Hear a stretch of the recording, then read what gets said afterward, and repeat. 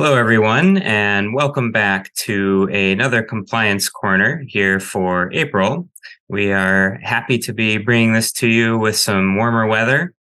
And just a reminder on what these are for any who might be new to the series. This is a monthly update that Heather and myself do to bring you compliance updates from what might have been covered from month to month, hot topics, and generally things of note. And what we provide are info on the slide, along with a discussion of what we have for you, along with links, which you'll find in the description below. And we denote which slides have corresponding links with an asterisk on each slide. So with that, this is what we're going to be covering for this session. And we wanted to take a good chunk of the time for April here to look at FDIC's Consumer Compliance Supervisory highlights. And this was released just in March of this year. And Heather will tell you a little bit more in just a moment once we get into it. But in short, this publication provides an overview of FDIC's findings through compliance exams during 2022. And so again, we wanted to go through that, let you know some observations and what FDIC found in 2022 in those exams. And of course, as expected, and even a day earlier than expected, actually, the CFPB released its Small Business Data Collection Final Rule, implementing Section 1071. So we'll talk about that just briefly at the end of this edition, as well as CFPB's revised methodology for determining APORs. So with that, I will turn it over to Heather to get started. Super. Thank you, Scott. And hello, everyone. Welcome to spring. And as Scott mentioned, we did want to spend a bit of time today on the recent release by FDIC because it's actually a helpful insight to what the examiners are looking at. And so each year, FDIC issues a publication about the springtime of every year. And so we have their recap of what they have seen in compliance examinations from 2022. So the information includes not only observations from exam teams, but also has a pretty lengthy recap of regulatory developments in this particular session. So the helpful thing about the publication is that it does go through and provide a summary of consumer compliance resources. And the trends of complaints are also something that we want to talk about because that too is a little helpful tool for compliance officers to see where consumers have had their stickiest issues that examiners are following up with.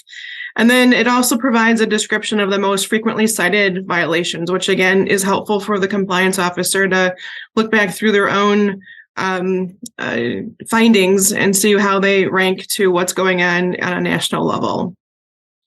The highlight then, if we go on to the next slide, what it does is FDIC looked at their findings in about 1,000 consumer compliance examinations from 2022.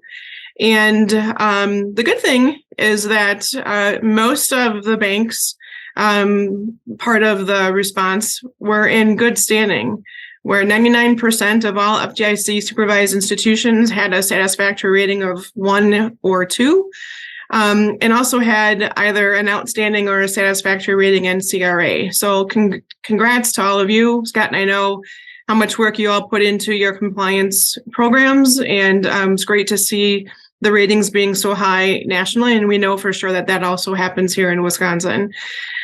There were a few institutions that had a lower rating, that being a 3, 4, or 5 being the worst rating. And no surprise there that FDIC really did look at those poor ratings based upon a weakness that they were found in the compliance management system, which sometimes had led to a violation of law. So I don't think we're surprised there at all. But again, kudos to everyone for having such a positive outcome of a compliance exam. I know how stressful those are to go through.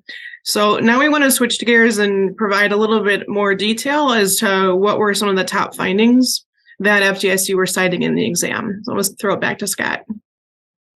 Sure. Thanks, Heather. So as Heather mentioned, FDIC also has in here a summary of what its most frequently cited violations were in 2022.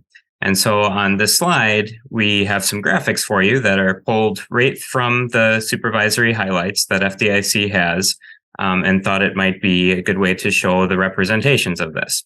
So what you're looking at here is a representation of those violations, those most frequent violations, which altogether actually comprise about 73% of all the violations. So within these top 5 most common areas, that was actually 73% of everything. So that's what top means in that context. Those being truth in lending, Section 5 of FTC Act, so UDAP, flood violations, Electronic Funds Transactions Act, and truth in savings. So again, 73% of all compliance violations FDIC cited in 2022 were from those 5 areas. And then this list is actually generally similar to last year as well. The previous year, 2021, what FDIC would have found, except that UDAP overtook RESPA in the top 5. And so a more concise summary I wanted to give you as well to conceptualize what you're looking at here is for TILA, so Reg Z generally, was closing disclosure violations, specifically with heading and table information, so 0.38F through K. For UDAP, I think no surprise here for many, but it was representment issues not being clearly described, so that being a new issue is what ended up bumping it up into the top 5 here.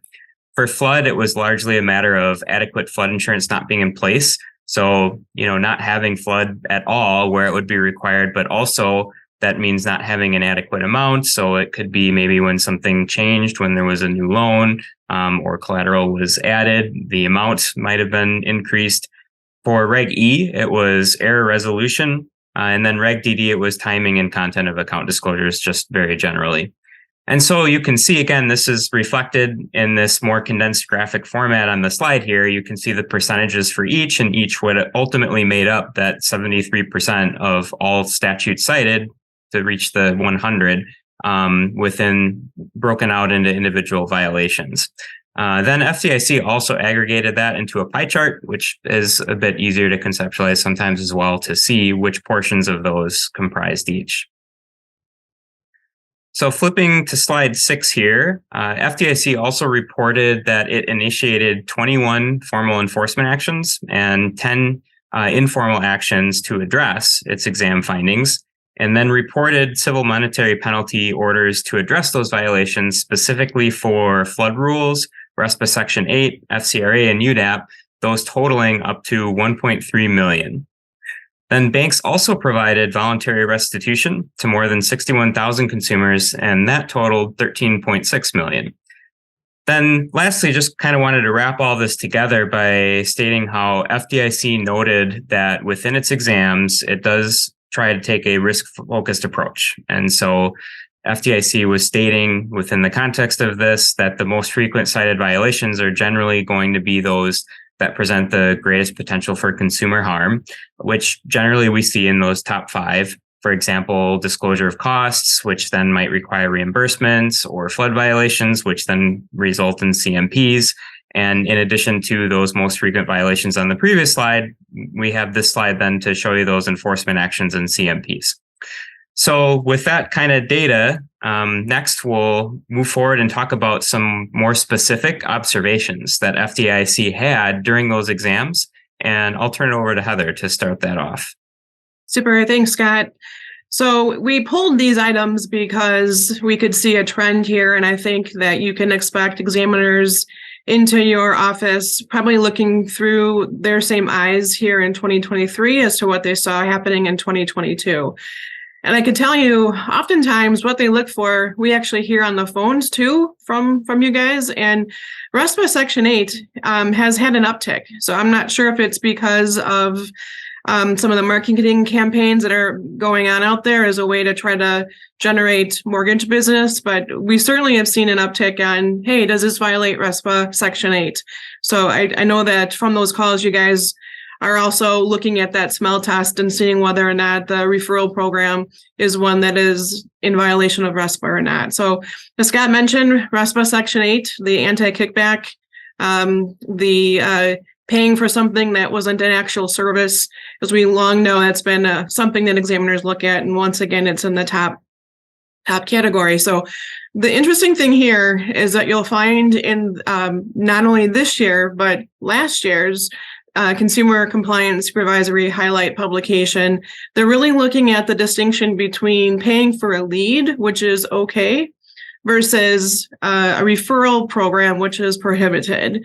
And the 2021 supervisory highlight actually does a nice job of setting out what those different factors are. I think the takeaway from both this year and last year is know what that third party is doing and making sure that you aren't getting a steering of the consumer going on by that third party directly to a particular lender. And so they gave us two different examples within this year's highlight publication, being a warm transfer process and the digital platform. Those have been the two things that they've been kind of keying in on.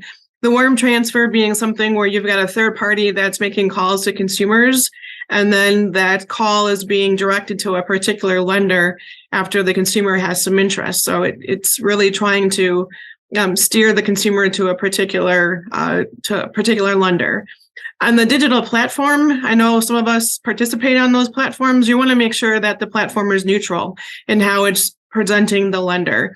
You're wanting to make sure that the language is neutral, not being called out as being a preferred lender or a skilled lender or holding some type of special expertise that would be steering the consumer. So highlights do provide a number of different examples, which will be helpful there.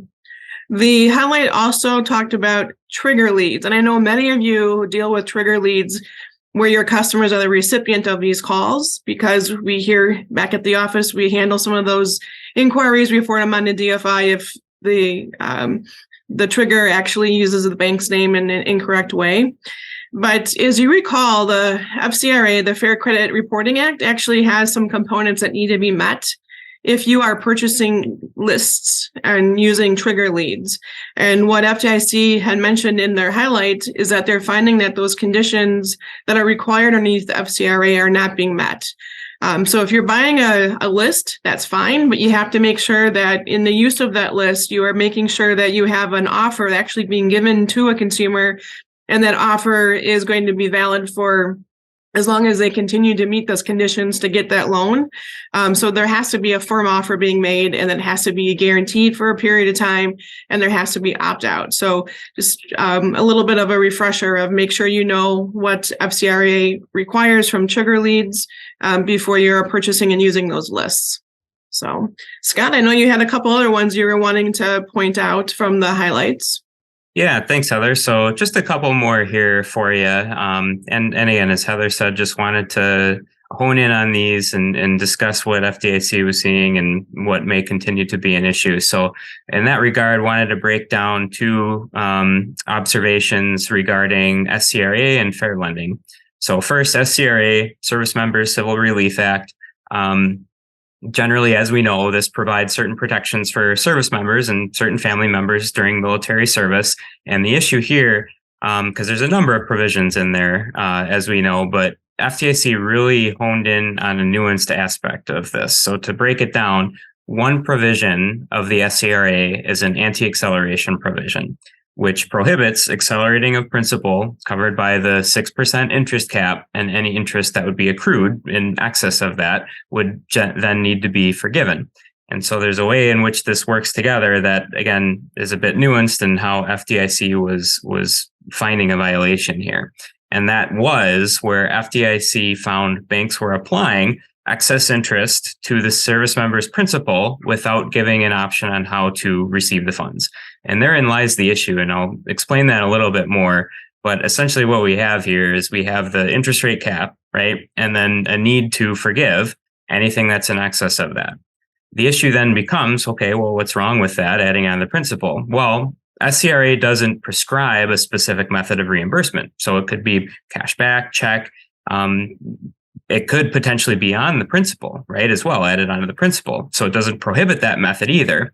But that's where that anti-acceleration provision comes into play. So FDIC observed that by applying the excess interest to the principal balance of the loan, is thus only permitted if the service member chooses that method, affirmatively chooses that method. What that means is that the issue boils down to, okay, we have to reimburse this. The method isn't decided, but the service member has to be involved in that decision. So it boils down to banks unilaterally making that decision. And that choice on how to handle the reimbursement, FDIC is saying, is the issue here. That choice ultimately needs to be the service members. Otherwise, here, it ended up being a violation of the anti-acceleration because that might not necessarily be the method that the service member wanted based on their situation. The last observation FDIC then made was related to fair lending evaluations and then referrals that were ultimately made by DOJ, which FDIC is ultimately required by law to do. FDIC made 12 referrals to DOJ, as you can see here on the slide on the second bullet point here, which generally involved discrimination related to redlining, pricing for indirect auto financing, and overt policies for the pricing or underwriting of credit.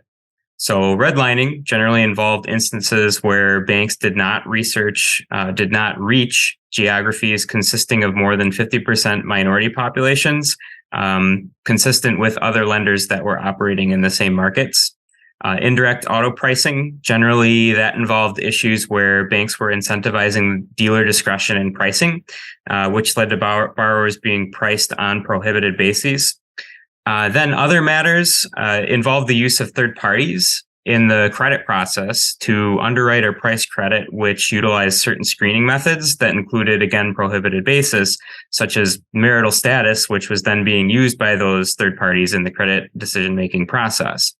So again, we know that fair lending continues to be a prime matter for the regulators to hone in on. So I think we can take examples and take lessons from the findings and the observations that FDIC made here to consider that within your own fair lending. I know, for many of you who are dealing with third parties, be it for online or, other areas that you're utilizing that, this is something that we have questions on. And so I think, again, we see examples here of what to look out for when we're using that, or what is involved in the credit decision-making process is going to be very important.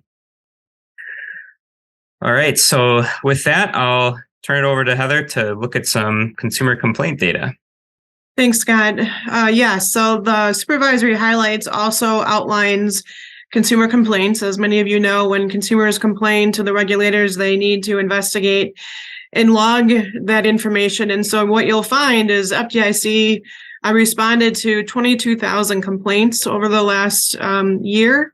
And then from there, engaged in further investigations to find out whether or not there was a material mistake or not. In 622 instances, they found that there was a bank error. And in about 300, so about 271 instances, there was an apparent violation that they then investigated. So these consumer complaints sometimes do have merit. And so it's something that we want to watch out for and make sure that we don't fall ourselves into some of these traps. I think when you look at this list here, you will not be at all surprised that we have a lot of complaints falling into the credit reporting disputes category. I do think that Scott and I would love to see a rewrite of the Fair Credit Reporting Act to kind of bring some of these practices more clear. But I do think that the third parties out there engaging consumers in reporting maybe information that shouldn't be otherwise reported as being disputed is coming into this category here. But certainly the agencies are looking at what is reported to credit reports and making sure that we're accurate, because we do have that duty to make sure that we're accurately reporting information. Disclosures, not a surprise there. Something is being scrutinized. We saw the whole representment topic that Scott had mentioned earlier in the video as being something that came to light. So we do think that disclosure complaints probably are tipping from the representment item. But when you go through the materials more closely, when you read through the supervisory highlights, you'll find that they also had complaints regarding credit cards and checking accounts, installment loans, consumer lines of credit, real estate loans, as well fell into that category. So we just wanted to make sure that you kind of saw the breakdown of that so that you can go back through your own complaint service area and monitor how you would stack up to what they're seeing on a national level and be able to prepare to explain to an examiner how you're identifying and responding to those consumer complaints. So with that, Scott, I think there were a couple other things we wanted to cover yet in this video. Yeah, just two more items before wrapping up here to call your attention to, and again, along with links. So first, of course, we have CFPB's Section 1071 rule. This again was released on March 30th, and CFPB has actually released a lot of helpful resources along with the rule, which is really what we just wanted to take a quick moment to let all of you know. So as you're working through this rule, there's of course many different aspects, but I know it's something that we need to conceptualize and how to break it down. And many of you are maybe initially looking at this from the standpoint of, okay, are we covered? What is a covered transaction? What is the sort of rollout date on where that coverage is going to apply? And again, CFPB has actually put out quite a few helpful resources here along with the rule itself. So again, the rule itself is out there, but CFPB has this 1071 landing page, and there you'll find a summary of the rule, executive summary, a general info page. There's some charts, such as a data point chart for all the points that are going to need to be reported on those covered applications, key dates. Again, I think that's a big one to take a look at and understand what that rollout is, sample forms, and a filing instruction guide. And then lastly, this last one, this email inquiries bullet point, CFPB actually has a separate page where you can submit questions as well to get answered if you have something specific that you are looking for an interpretation on. And then we, myself and Heather and WBA Legal, will of course be providing additional resources on this rule as well, and putting that out and keeping you updated of everything that we have. And make sure to call us too. If you have any questions, you can just reach out, call us or email us. And then lastly, just wanted to take mention here on the second item. CFPB did revise its methodology for determining APORs using ICE mortgage technology data. Again, that data for which will continue to be posted on FFIAC's website as well. But again, a link to that if you want to know more, and additional information on that technology data and the survey data and how CFPB is calculating those APORs. So with that, I will turn it back over to Heather to wrap up for this session. Super. Thank you, Scott. And thanks everyone for participating once again in another Compliance Corner video. We appreciate your interest in the videos, and we look forward to doing more of these. But we always want to end our video with a reminder of all of the different other compliance tools that we have created for all of you. And if you've not taken a look out on the compliance page recently, please do so. We've got a transfer by affidavit guide that has been released. You will see the upcoming April compliance journal posted here briefly.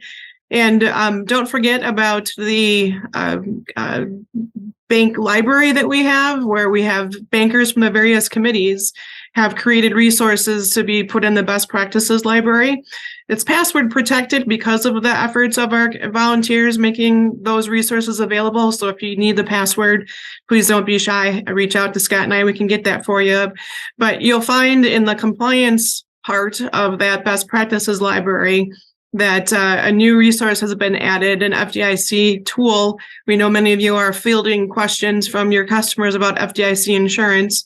So a new resource within the compliance tab of the best practices library is a resource to try to help our bankers walk through some of those frequent questions that we're getting from our consumers regarding FDIC insurance. But please don't hesitate to call us and have any questions for us. We're happy to do research for you. And if you've got new ideas for more resources, again, feel free to reach out. We're happy to see what we can put together for you. So with that, we wish you guys best rest of your spring and hopefully some warmer weather here soon. And we look forward to seeing you on the phones and in some upcoming schools and of course at Compliance Forum. So stay well and we'll see you next month.